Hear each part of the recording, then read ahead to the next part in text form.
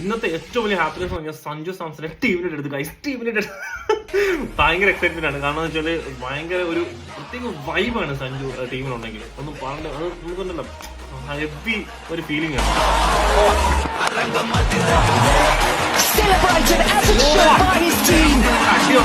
അടിച്ചങ്ങോട്ട് തെറിപ്പി അങ്ങോട്ട് കാണിച്ചു കൊടുക്കും സ്കില്ല്.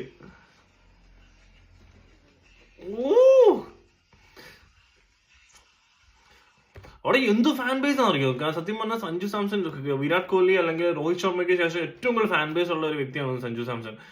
സഞ്ജു സാംസൺ ഗ്രീസിൽ ഉണ്ടെന്ന് പറഞ്ഞാൽ തന്നെ ഉണ്ടല്ലോ നമുക്ക് ഒരു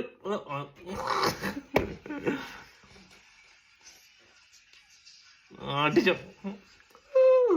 ചെറുക്കൻ ചെറുക്കൻ്റെ കളി കാണണം. ഒരു രക്ഷ ഉണ്ടാവില്ല. കാരണം എന്താ പറയുക, ഇത്രയും സപ്പോർട്ടൊക്കെ കിട്ടിയിട്ടുണ്ട്. നമുക്കാണെങ്കിൽ ബേസിക്കലി എനിക്ക് ഭയങ്കര ഇഷ്ടമാണ് സഞ്ജുവിനെ. കാരണം സഞ്ജു ടീമിനുണ്ടെന്ന് പറയുന്നത് നമുക്ക് ഭയങ്കര ഹാപ്പിനെസ് ആണ്.